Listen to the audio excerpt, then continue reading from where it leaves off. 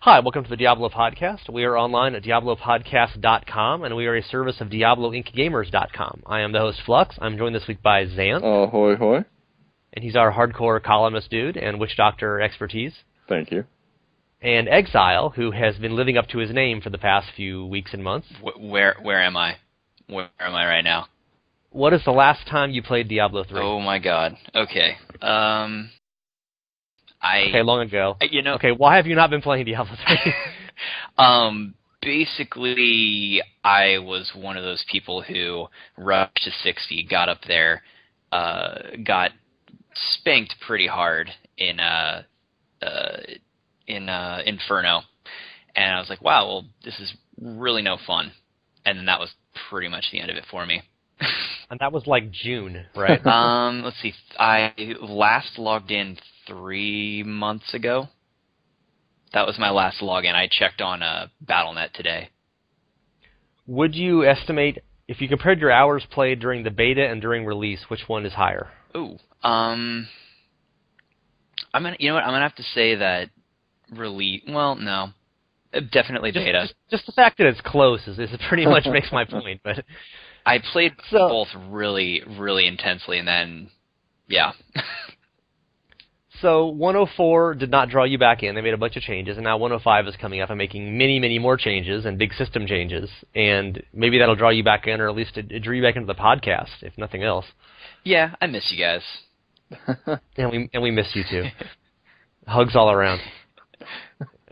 Okay, so Xanth, have you been doing any public test realm testing, or are you just hanging out and waiting for 105 and playing 104? I've dabbled into the PTR. I think it's tough, like you want to get some progress with your character, and then you go on to a realm where I just really didn't want that feeling of finding a legendary on the PTR when I'm not finding any with my witch doctor. So I've dabbled in it, played around with Monster Power, but nothing too extreme. But then it also gives you, that kind of feeling that when you are playing the regular game, that you're just kind of waiting. You're just biding your time because, in a week or 2 weeks or whenever they decide to actually, drop this patch, then everything's going to change, and, that legendary you may have found is now going to be 10 times better or whatever it may be. So it's like they've almost created a system where you kind of just don't want to play, you just want the patch to be out. Well, that's certainly what Exile feels. He found that system back in June. It just took us longer to realize it was there, I guess. Yes, that's true. I do not even know what a 1.5 is.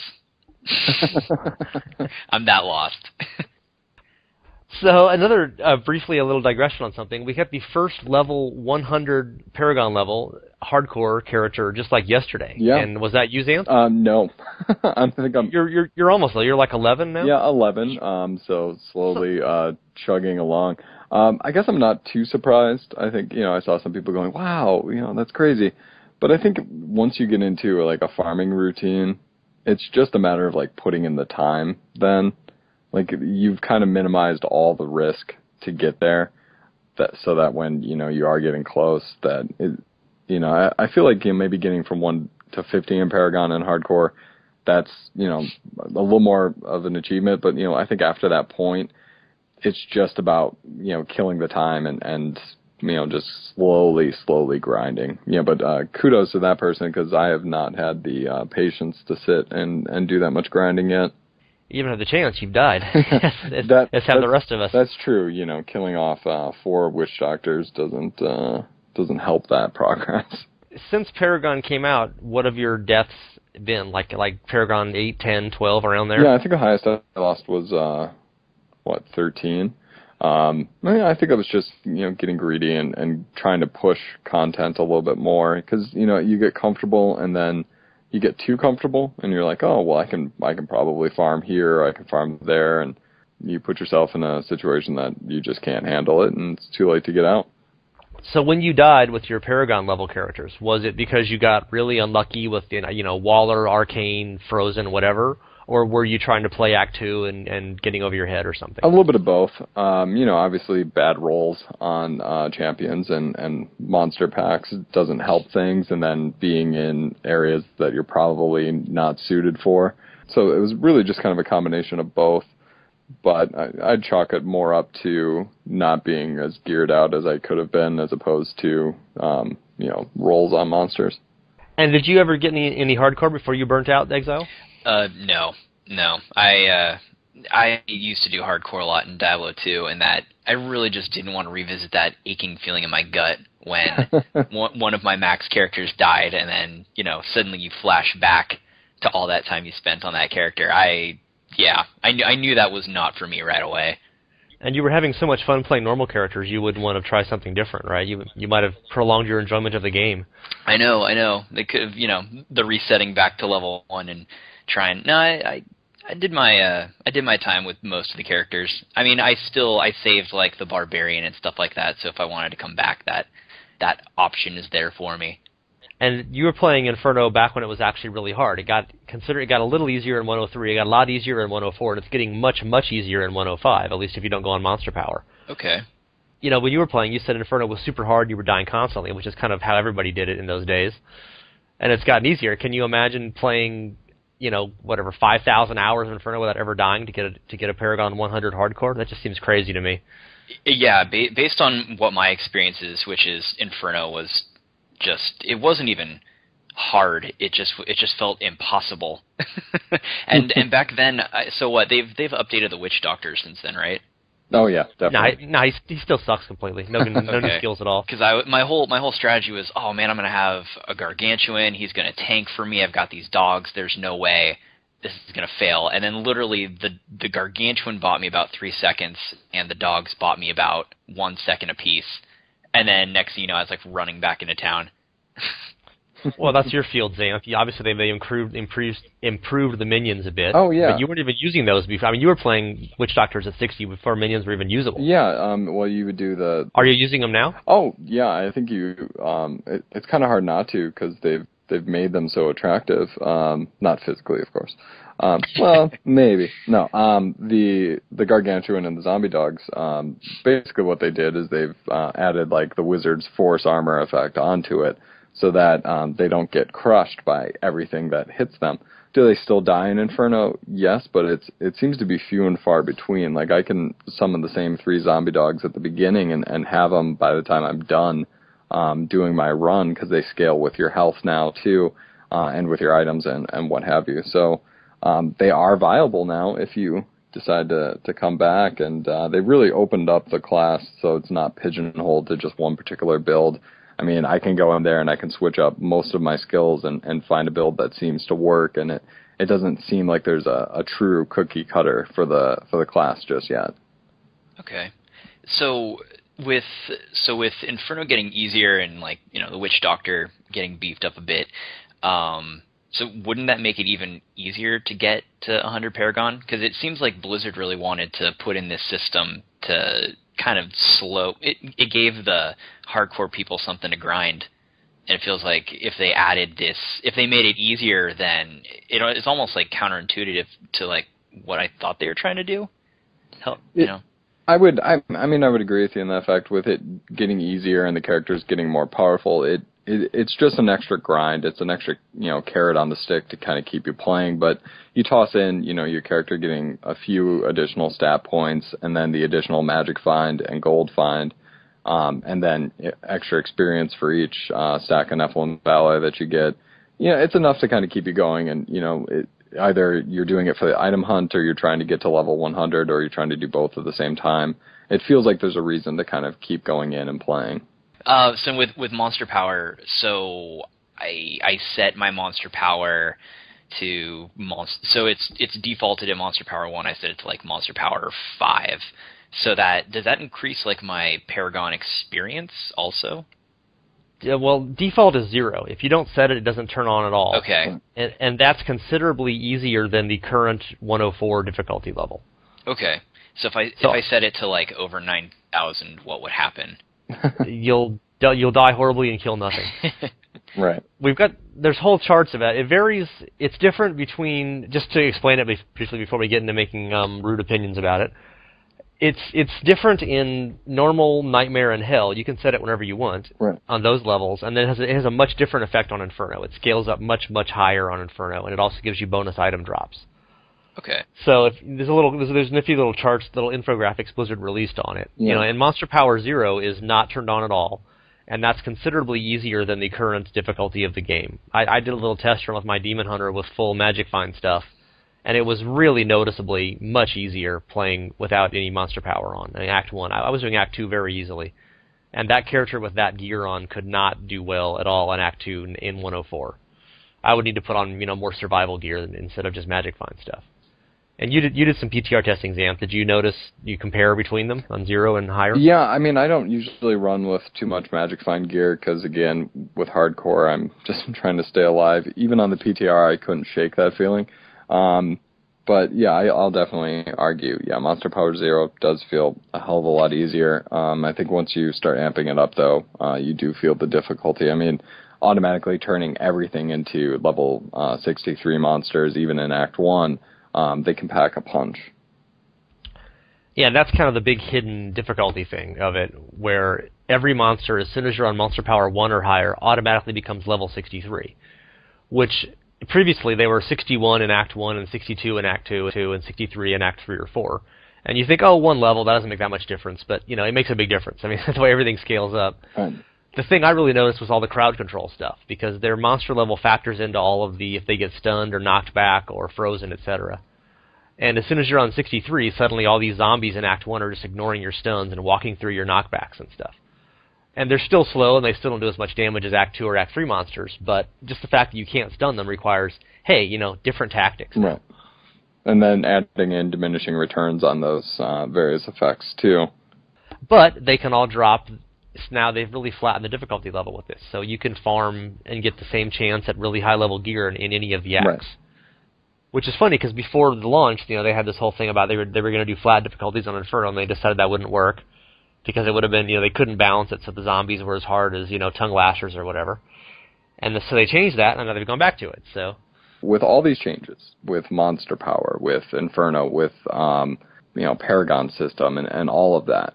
Now, Exile, you haven't played in a while, and I'd be really curious, if you jump in when 1.05 comes out, does this seem like the way the game should have been when it was released? It's getting closer. Yeah, I mean, to a point where Inferno is because for people listening, they just have to keep in mind that my experience was that it was unplayable.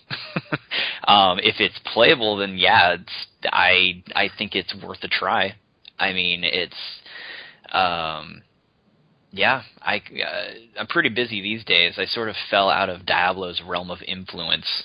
I was super hyped, and it totally had my attention, and then I got to that point, and yeah, I tried for a little bit, but I just dropped off. I exiled myself, in essence. But I mean, talking about it and listening to it, it's influencing. I mean, and keep in mind, like, there's like 2 or 3 groups of friends I have who play Diablo, and none of them have really had, I guess, an ambassador go back and check out the game. And I think that's probably part of the problem for Diablo at this point, is that everyone is still, if the conversation of Diablo comes up, everyone starts bitching about Inferno. And I mean, if it's playable, yeah, I just need someone to tell them that it's doable. You're like the Pied Piper. Yeah. Leading rats to drown. Oh wait, not literally though.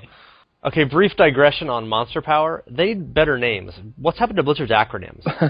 They used to like really good acronyms like LOD and stuff. And then StarCraft 2 came out, and it's HOTS. Right. And now the World of Warcraft expansion comes out, and it's now WoW Mob. Yeah. And then Monster Power is MP 1 through 10, and you hear MP and you think multiplayer. Yeah. So have they lost their ability to plan names in advance to get good acronyms here? Because those matter. I mean, I remember when the Grinding Gear Games guys first showed me Path of Exile last year, my first thought was, good acronym. Right. POE, that spells it. If their acronym was, WWM or something, you'd be like, what was this game? Does this matter, or did Blizzard just doesn't care anymore? I feel like acronyms are probably low on the totem pole when it comes to kind of fixing the game at the moment. They can think ahead, though. Come on, come on, WoW Mop. Obviously, it's not as bad as Pandaland, as many people just call it. But. Right. Yeah. I mean, obviously, MOP is not the greatest acronym for a action MMORPG, but yeah, maybe they fired their acronym writers. Who knows? Maybe they could have called it Pandarian Mist or something, and then it's a WoW PM, which sounds like something you take to help you get to sleep, actually. Yeah. Speaking of WoW PM, have you been playing World of Warcraft Exile? You've given up all Blizzard games entirely. It's really funny you bring that up because this week I cracked. I wasn't interested, and people I know had started playing, and I was like, all right, well, pandas are stupid, so I don't want to play this. And then I think it was like Thursday night, I was like, oh my god, I really, really want to play Warcraft. And I fought it and fought it and fought it. And today I had a buddy give me a Scroll of Resurrection, so I'm installing right now. I don't know how it did it, and this is like the eighth time that I'm coming back to this game, and I always swear it off forever, but I'm just an addict going back. I was not excited. I was not excited at all for pre-release. I remember looking at it being announced at BlizzCon thinking it was stupid, and something in me is telling me that it's awesome, and I need to go check it out right now. So, yeah. So what you're saying is you'll make time for Diablo in a year after you quit MOP, right? Something will happen. I go through these phases, and it's just like, yeah, something probably in December is going to kick into my brain that says you need to turn on Diablo and start playing it. And, yeah, out of nowhere, I'll probably just dive back in. So speaking of MP, or as my friends call it, multiplayer, Monster Power, they have... It's interesting. I did a little article about playing a brand new character. When I first heard about the system, and they said it's basically kind of like Player's X, and you can pump up the monster difficulty and damage and experience and etc. throughout. I immediately thought, I want to try level 1 character on Monster Power 10. And will this be fun? Will this be cool? Who knows? And that's like the first thing I did when the PTR was finally accessible, and it was totally fun. It reminded me of D2, re-rolling a new hardcore character or joining a public game, and you're level 17 in like 25 minutes. You're just like totally blasting through stuff. If you're on Monster Power 10, the monsters have 400% hit points, 200% damage, 200% experience, and you get 100% Magic Find and Gold Find at all times. Yeah. And obviously, Magic Find, Gold Find is kind of irrelevant, but double the experience and 4 times the hit points is fun because, as we all know, normal's pretty damn easy. Yeah. Even if you don't twink, it's easy. But then you're blasting through stuff, and I was like level, 12, and I was like in the cathedral, it's either level 3. I'm like, wait, I'm like 4 levels above where I would normally be here. Yeah. So you get kind of a weird mixture of the monsters have 4 times the hit points, so it takes you a lot of shots to kill them, especially when you get to like spawners, like those skeleton mages. It's like, oh my god, retreat. or the room with the 4 skeleton pillars, before Leoric. Yeah. That was awesome. I had to retreat back past the cinematic. Lactanen was stabbing Leoric again, and I'm fighting skeletons backwards. It was so fun, just blasting away at stuff. But your experience goes up at just crazy rates. And I was level 20, almost 21, I think, when I killed the Butcher. And that was not doing full clears, and with almost 0 twinks, and with no experience twinks. No plus experience. Right. So I'm really wondering if if it's 200% forever, are you at some point going to get so far above the content it'll kind of flatten out, or will you be level 53 in Nightmare or something, and then you're level 60, you're level 60 and you're in Act 1 of Hell, something like that. I don't know if anybody has the patience to play it that long and do full clears, etc. But I would imagine it would level out, but I feel like somebody would have to play test to figure that out. Yeah, I'm kind of waiting for the 105 to go live to try it again. It seems pointless to do a whole character just, when they're going to race it in 2 days anyway. Right. But one of the things we've noticed in Diablo 3 is that there's really no reason to re-roll unless you're playing hardcore. Right. Because you make one character and you can just respec them forever. So that was the first time I'd re-rolled for any reason, and it was fun. But that was just for playing, 4 hours to get through Act 1 again. I don't know if I would play that character up to 60 again, because, why? I already have a demon hunter. Right. But it might be fun for people who haven't played for, 8 months, like a certain podcast guest. And just blasting through and having more of a challenge. And it might be fun for hardcore players where you're having to reroll occasionally. And if you don't want your friend just to zoom you up I saw some people said in comments of my article that it works really awesome with a friend, because they get their level 60 in there and you're on monster player 10 and they're just detonating everything in one shot and you're just running along behind them like a slot machine. Your experience is clicking up so fast. Right. So does this concept excite you, Exile, for playing a new character someday if you finish playing Panda Land at some point? It actually does kind of sound fun. The idea that, and see, that was the thing. Normal difficulty was so easy. The game was. I didn't really feel like I was having fun until Nightmare and Hell mode, and then I went back to not having fun in Inferno mode. So yeah, you had a level and a half of fun there. And it quickly faded. Yeah, and so I really. Yeah, I feel like in Hell mode I really enjoyed myself because it's like I wasn't invincible like in normal mode. It'd be fun it'd be fun to start over with Monster Power 10 and just like start characters with a friend. We're not, because I just remember just going through it with my buddy in normal mode and it was just like it was so mechanical. We were just steamrolling everything. Which, I'm not going to complain. It's, golden items and stuff like that. And the idea that you could get added experience for it, so that's a nice reward. That's actually pretty interesting for me. And I was doing it solo, so you obviously have you have a multiplier to the monster hit points if you're playing with friends. So yeah, you get 4 people in the game, you're getting the monsters are what is it, 75% per player now. They keep changing it every damn week, every patch. They keep making it less. Right. I think it used to be what, like. God, I don't even know. I don't even know. Wasn't it like, what was it initially? Like 80, 90, 110 or something, like forever ago? It was 110 or 125. Yeah, something like that. With 4 people, it was 125% more experience per monsters. And now it's like 75 per monsters. So, just that. You haven't played it in so long, Exile. If you're playing with friends, it's way, way easier in multiplayer now. The monsters have like 50% lower hit points in a 4-player game than they used to. If you can, not even counting all the other changes, just because of the monster multiplier, then plus everything else on top of that. If you can find a full 4-player game, though. Well, you can always do it in a public game. There's lots of those. Right. Oh, right. Wait. What happened to the public games? Yeah, exactly. They don't exist anymore. Yeah. That's a topic for later. We'll get to that in about 10 minutes. So for you with the monster power on low, so next time your demon hunter dies, God forbid, Xanth. But if my demon hunter dies, I'm not going to cry over it. Yeah, I don't care. You're the other one, the witch doctor, one of those 2 name characters. So your witch doctor dies, and you're playing a new one. Do you have a method now with twinks and friends where you're back to level 60 in like 3 hours anyway, or will you be curious to try it on Monster Player 10 a little? I would definitely give it a shot, because or both probably. You want to get back to 60 as quick as possible. Right now, basically, you have somebody take you through area craters in normal. I think until 35, and then you have them take you through area craters in Nightmare until 51, and then you have them do it in Hell until 60.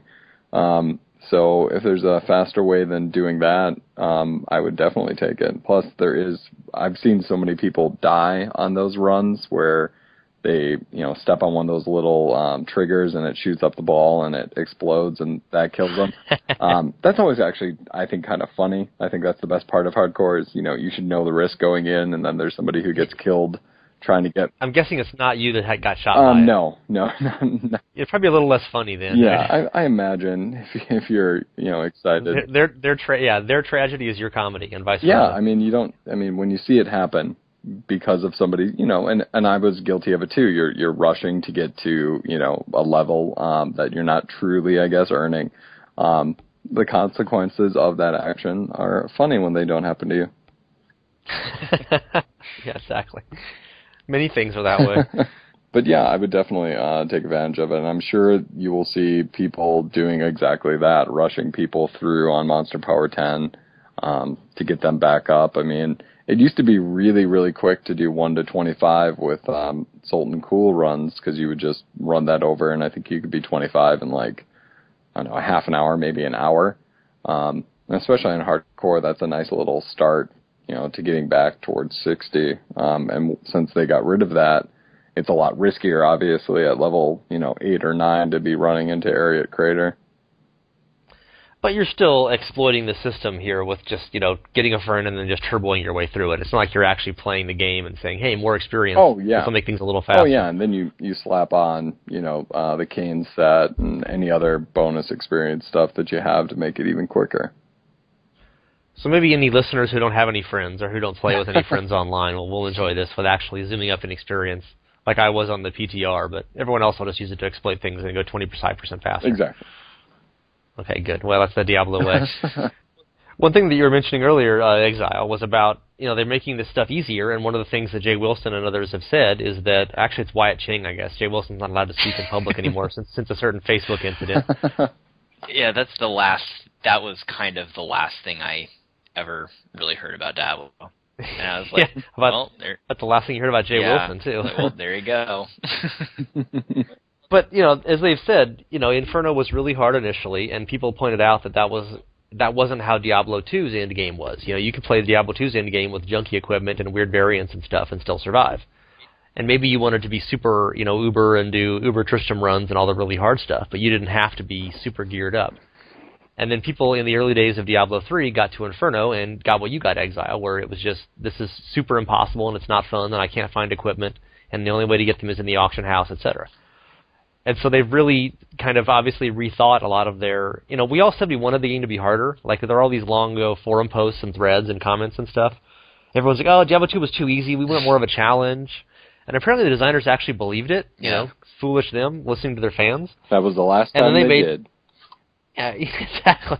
And they made Diablo 3 hard, and then everyone's like, this is too hard, this sucks. So now they've been steadily scaling it back and making comments about things like... For many fans, I'm paraphrasing here, but for many fans, it's not about difficulty and challenge. It's about maximum, optimizing your item finds over time or something, which means making it easier so you can kill stuff really quickly, basically. And we all kind of said we didn't want this, and now apparently we all do want this. Are we all bad people, or is it only you who are a bad person for quitting Exile? I'll fully admit that I'm a bad person from walking away from this, especially, considering how much I loved Diablo 3, it's really perplexing to me to find out. It's just to think about where I am now. Like, if I went back in time 4 years and told myself, yeah, you're probably going to play it for like 3 months, and then this giant catastrophic issue with the game's going to blow up, I'd probably not believe myself and play anyway. But, just to prove yourself wrong. I know. Like, he doesn't know what he's talking about. Future me doesn't understand. So what was the main question? What kind of jerk self would come back from the future just to tell you that? I would probably do it just to rub it in my face. I'm like, yeah, don't worry about it. Don't get bring back like a stock tip while you're at it or something. You know? I know, right? A Super Bowl prediction or something, Give me the score, like Back to the Future 2 here. So what was the main question? I'm awful. I have no idea, actually. We were kind of rambling on about stuff. Okay. But so now Diablo 3 is becoming a game about playing efficiently to find items. And you can set your own difficulty on Monster Power and make it really, really hard and give yourself a challenge, or you can turn it down and make it easy so you can just blast through it.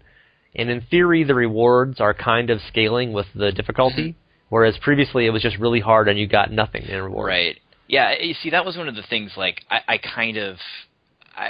remember, going or watching the whole thing at BlizzCon, and they're like, oh, it's really hard, and you're going to lose all your gold, and you're going to... And we all thought, bullshit, no way, it's not going to be hard. Well, I remember thinking to myself, like, that doesn't sound really fun. I mean, there's a difference between difficulty and just smacking you in the face, like... And it sounded like, and I think a lot of people were screaming they wanted smack you in the face difficult, like the real players were gonna rise above that. And admittedly, like, some people did. I have a friend who just played nonstop, and he was able to kill Diablo and Inferno in 1 point, nothing higher than 3. I know that much, and I thought he was insane because just like, I don't know how he did it. Like, you literally had to take each kill as a group, 1 kill at a time. And with a game like Diablo where there's monsters everywhere, that would take a long time. I feel like for me, what I really wanted from the Inferno experience is like more monsters, killing my video card, so many monsters on the screen, and I just AoE everything into oblivion, and legendary items rain from the sky, and I'm all teary-eyed, and I have my pick of all of these crazy items, but it's like I didn't get that one. There's that one legendary that only a few people have, and I mean, I feel like that's what my Diablo 2 experience was. I mean, you go to Bale and just whack him. He really was a loot pinata, or Mephisto. He was always dropping something for me, and I feel like, and then at this point, there was no progress. I guess I couldn't move forward. Like, I was actually stuck, and I think it was when I was at some point in Act 1, people were constantly running, killing the blacksmith's wife, and I was like, wow, this is awful. I'm doing blacksmith's wife's runs. Like, this is terrible. It's worse than a Bale run. Because everything else was too hard. If you left town, they chase you back to Diablo 2. Yeah, and I mean, it happened so many times and I tried with a private group, and we got far sometimes, but then we would just hit this wall, and it was just an impossible wall, and we'd have to not keep playing that game. We'd have to go start another game and pray that those 4 different types of affixes, the molten lava, lasers of doom, clones, invulnerability, whatever all 4 of those, when you get the perfect storm of affixes together, there's just like unkillable mobs. I recall that time. I think I got my first Witch Doctor to that point in Inferno, and yeah, I mean it was a bitch, and I could definitely see why it would be frustrating. Thankfully, I died by the time I got back up to 60. The game had changed. Then I died again, and by the time I got back up to 60, the game changed again. So, I mean, hardcore is a blessing and a curse, Sure, you die, but the game's better by the time you get back. Yeah, kind of the whole issue that Exile was complaining about was, we've talked about that in the past, about, the item system and the economy. They wanted a stable economy, so you can't have legendaries and stats raining down like Pez. Right. And they wanted the auction house to be viable, so they couldn't make really super high-quality legendaries, or else they would just flood it, etc. So we've kind of, since we beat that to death in like July and August, we're going to move on now. But we value your commentary, Exile. Thank you. I'm so sorry I can't actually tell you what I think about the game right now. Yeah, well, you've given us good testimony of why they're making all these changes. Yeah. But one of the other topics I wanted to mention here is something that Xanth's written about, is the public games, and you cannot use Monster Power in public games. Yep. They thought it would make the matchmaking too complicated because you wouldn't know what level the games were set at, and of course they won't just let us name games and set slider bars anymore like in Diablo 2, because that was a horrible system that nobody used. Oh wait. So is this the end of public games? Because no one's ever going to play one without Monster Power again, it seems like. And you can't do them with Monster Power in public games. So why do they even have this option anymore? I honestly have no idea. I've been trying not to write about it because I feel like every column I've written the past couple of weeks has been about this, about public games. But just one. Yeah, it seems absolutely ridiculous. It's like they're actively trying to make sure that we don't go out and socialize with people that we don't already know. The point of a public game and Diablo in general was to go into a game, play with other people, kill some stuff, have fun, and maybe if you enjoyed playing with them, to do that again. You don't have that opportunity right now in 1.04, and you're definitely not going to have it in 1.05 because, let's face it, I'm going to rather go in on Monster Power 2, 3, or whatever and farm more effectively by myself than go join a public game with no Monster Power and get nothing for it. It just doesn't make any sense.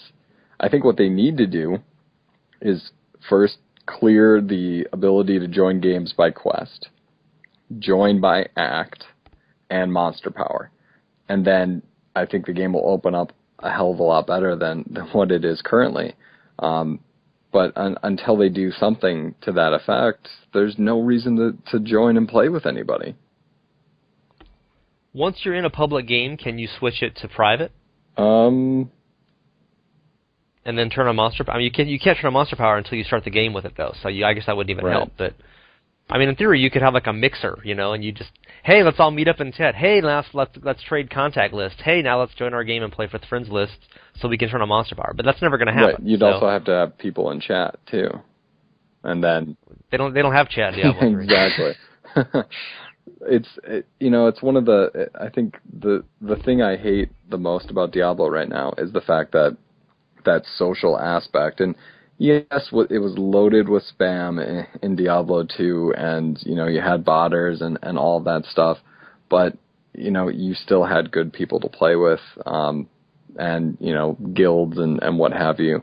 But now it's nothing. I mean, it's a saving grace that our website has meetup features and stuff like that where people can meet with people, because they would not have that opportunity on Battle.net.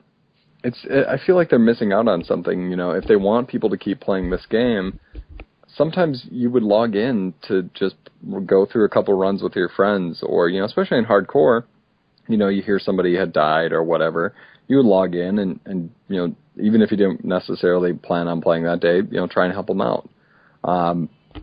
With the system as it is now, it's really just kind of every man for himself. They may have got rid of the ability to go in and snake somebody else's loot off of a boss, but realistically, you don't have to fight against yourself, since that's the only person you're playing with. Yeah, we've been kind of beating this this ghost town issue to death for months, and of course they just keep proving us right. They keep getting. I think they have this whole motto: "Do no harm to multiplayer." It's like you're not living up to your motto, guys, because you've done lots of harm to multiplayer. Right, and it feels like, and I posted that question to Exile earlier, it feels like this is the game that, the way the game was supposed to have been released. It feels like it has all the features in, and it feels like the past couple patches have just been trying to get the game to where it should have been. And, for it to kind of move past that stage, there's got to be something to keep you going, and something to keep you interested. And I think that's playing with other people. And yes, PvP is going to help that, but you got to have something other than that, and that's the multiplayer angle, which unfortunately right now just doesn't exist. Maybe PvP will help, because they'll have to have some kind of, still everybody just wants lobbies and stuff, some way to actually meet and chat. Right. And, chat rooms just aren't really doing it. Chat channels. No, you barely notice them, and you don't. I mean, maybe we'll get. Yeah, maybe with the PvP, they're saying it's going to be 4 versus 4, and it's all matchmaking, of course. Again, sticking us into games if you like it or not. Right.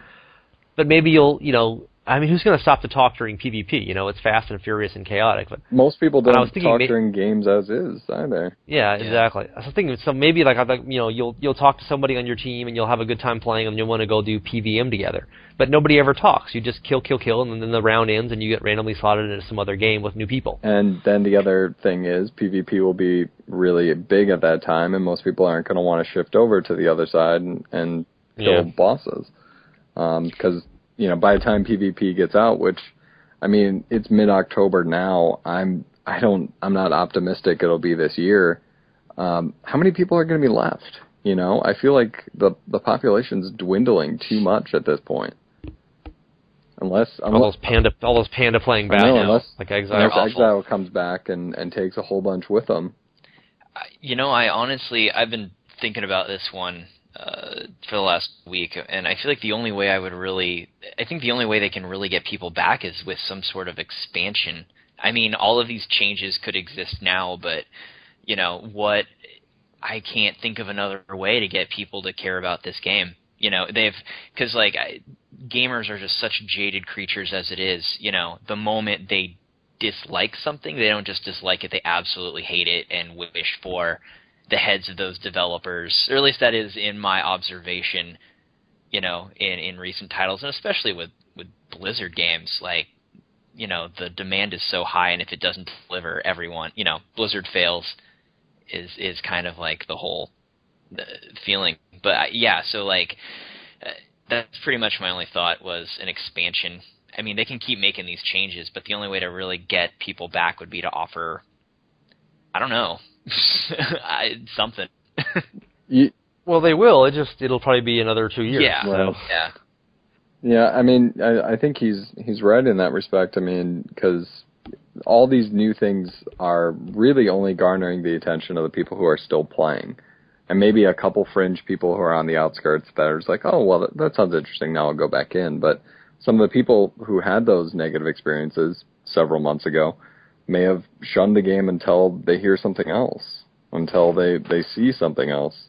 And then, maybe with an expansion they come back and they say, hey, they made a lot of changes, this is a lot better. Or the expansion, they completely mess up and make the same mistakes. Yeah. I honestly, like, at this point, I think Blizzard needs to just be like, all right, okay, you guys win. Like, you wanted what's going to get people to come back? I think the sweet, sweet Diablo 2 nostalgia, I mean, even exactly, that's exactly where I was going. Like, everyone wants to see their paladin, everyone wants to see and more importantly, everyone wants the necromancer to come back. Like, it's going to have to be some sort of, like, catch. There's going to have to be some sort of gimmick to get people to care again. Like, if I heard that they announced the Necro was coming back, I'd be like, oh my god, that's so exciting. I loved the Necro. And okay, and then what would happen is knowing that would get me into the game, and maybe there's changes that have been there for over a year, and I go, oh wow, this is actually not that bad. I think Diablo 3 is still a good game. It's just it lacks so much. It's not even like polish. It just like lacks finesse on a lot of the end game stuff. And they keep working on it and making stuff better, but quite a few of their changes have been sort of uninventing they tried to reinvent the ARPG wheel with a lot of stuff. Yeah. And some of the things worked out pretty well, like skill runes, and lots of other things. People are just like, we want Diablo 2 style, we want Magic Find, we want better items, we want more drops. And so some of the systems they've put in just haven't worked out that well, and they're scaling a lot of them back. So we'll see. Speaking of system changes, one of the last things I wanted was the Paragon system. It adds 3% Magic Find and Gold Find for every Paragon level. So ultimately, and it caps it at 300%. So ultimately, level 100 Paragon, like your character Xanth, are max Magic Find with no Magic Find gear on whatsoever. Right. And then now Magic Find comes from playing on higher levels of Monster Power. It's the way you get additional Magic Find on top of that. So in theory, like an article I wrote, you said you just read recently. Yeah. Eventually it's like everyone with high Paragon levels will have 200, 300% Magic Find, if not maxed out. Right. And so then it's like, well, no one really has Magic Find anymore because that's the baseline becomes 300%, and then the Paragon level stuff. So, and one of their stated goals of the Paragon system, I mean, they literally said, we're trying to move Magic Find off of items. And then, they obviously had plans for Monster Power at that point, given what they were saying. And so now there's going to be pretty soon no reason to care about Magic Find on gear so much. And many people already have felt that way all along because it's kind of a boring stat that just mixes in with every other rare stat. But especially something you mentioned earlier, as this longest intro ever continues, you said, Xanth, you don't really have much Magic Find on your characters. And so now's your chance. If you get a Paragon level up there, you get Magic Find by default as a passive. Right. Do you think that's going to change the way hardcore players play to some extent? Or will it just put even more pressure on you to just play one character forever to get their Paragon level up high? Maybe it's a little bit of both. I mean, I think you're right in what you said, that eventually it doesn't matter. It's almost as if everybody's again back at square one, where all of a sudden like 300% becomes the new 0%. And then you're just dealing with the Magic Find you would get in the various levels of Monster Power. It does feel like it's kind of useless in some respects now that they've, the more you think about it, once it's all averaged out. And especially the way the drops have been, it really feels like I don't know, I feel like I get the same crap, at level, at 50% Magic Find versus 150 versus, 200, whatever it happens to be. I think that was always the most discouraging thing with Magic Find with me. It just, at least like in Diablo 2, you could, have it a little bit of it, and boom, all of a sudden you were seeing, uniques dropping, and it's just like, that's working for me. Whereas, I marginally increase my Magic Find in Diablo 3, and I'm like, another level 54 dagger, yay! But it's yellow. Yeah, it is yellow. Sorry, but I guess that has always been more of the discouraging feature towards Magic Find is just the actual item system versus the Magic Find itself. I still feel like legendaries, yes, they don't drop very infrequently, but is that the only thing that makes them legendary? The only thing that makes them legendary is the name, because otherwise they Right, suck. right. Although that's changing. And yeah, as you point out, 200% of 0.000001 is a pretty small number still. And even though they're doubling. And then what you find sucks. So yeah. I found one unique, one legendary on the patch test realm, and of course it was with level 20 characters, so it was a piece of junk. Right. But I didn't exactly regret. As you pointed out earlier, if what if you roll a Wind Force or your one long sought unique, and it doesn't matter because it's on the patch realm. It's like no. But you wouldn't have found it anyway. Of course, as you said in 104, now you find it now, and it's like this is going to be a much better item in 2 weeks. Right. It's like shit. Now it's useless, and you can't upgrade it. So damned if you do, damned if you don't. But yeah. But I mean, just generally speaking, we're not going to be really valuing Magic Find on equipment very much anymore for hard on. It seems like this is going to be a difference between hardcore and regular, because eventually everybody in softcore who plays a lot is going to have 200, 300% Magic Find just from the Paragon level stuff. Whereas obviously in hardcore, that's you'll get up high and something bad happens and then you don't have any anymore. Yeah, I imagine it being a much bigger deal for softcore because you put in enough time, you'll get 100, and then you're static for the rest of your life. But with hardcore, you do have the risk, and you die and you lose it. But I think I think the problem itself still stems to both of them, in that I really do like the quote that you had: if everybody's special, then nobody is. Does it really matter? Does it really affect drops if everybody has it? And I don't know. It just doesn't. It's never felt that important to me, I guess. When you were playing way back in March, when your excitement of the game lasts until like May 17th, I guess, Exile. But did you have multiple characters? One of the things people have really noticed with Diablo 3 is that you tend to have like one or two mains and then a couple of alts.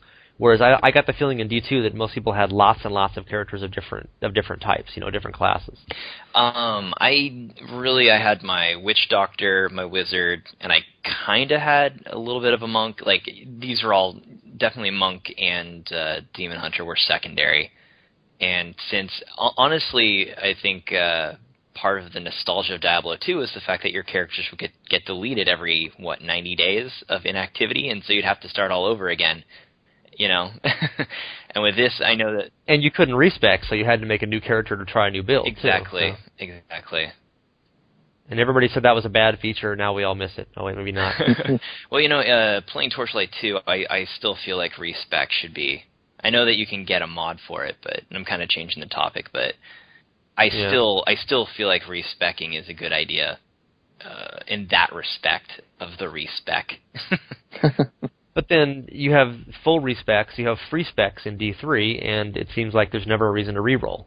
So yeah, that is the problem of it. Like, you make your Witch Doctor, and I have absolutely no reason to start over. I got him to 60, and it's like, okay, well, it's sort of like insurance. If I come back to the game, I have this nice 60 I can start doing, top tier content with, and same with the Wizard. And there's no reason to make another when I already have one. And you were playing before the Paragon system, so now once you get into that, you really feel like just playing the same character forever because they keep getting more passive bonuses. Right.